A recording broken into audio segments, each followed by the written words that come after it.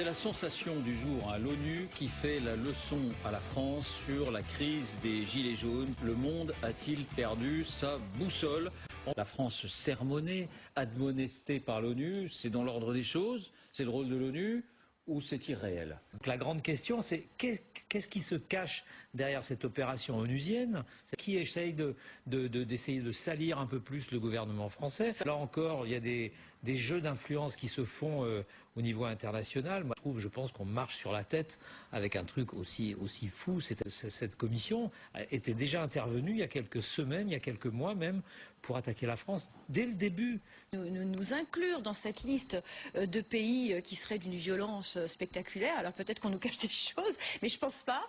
Oui, c'est extrêmement grave. Donc je pense, oui, effectivement, qu'il y a une instrumentalisation de l'ONU. Et pour l'instant, comme Serge, j'ai vraiment le sentiment qu'il s'agit d'une manipulation politique. Et d'ailleurs, on ne sait pas qui a saisi l'ONU sur ces questions-là. Et ça serait intéressant de savoir qui a susurré à l'oreille de cette commission le fait que la France puisse être un pays qui ne respecte pas les droits de l'homme. Évidemment, ces juges-là ne sont certainement pas irréprochables. Sophie, vous disiez, on est chez les fous?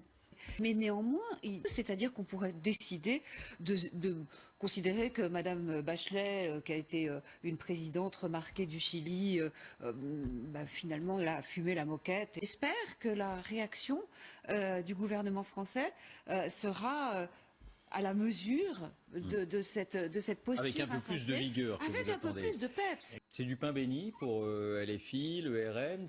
C'est plus que du pain béni, c'est même c'est un miracle. Et il y a dans cette concordance de langage et d'expression entre la Commission des droits de l'homme de l'ONU d'un côté et un parti disons non gouvernemental comme la France Insoumise, quelque chose qui est un peu choquant de mon point de vue. Peut-être qui politiquement s'explique aussi par la proximité de Madame Bachelet à une époque avec les gouvernements chavistes. Tout à fait. Au Venezuela, connaissant les rapports de la France insoumise avec le Venezuela, il y a une espèce d'axe, si je puis dire, qui est quand même assez troublant.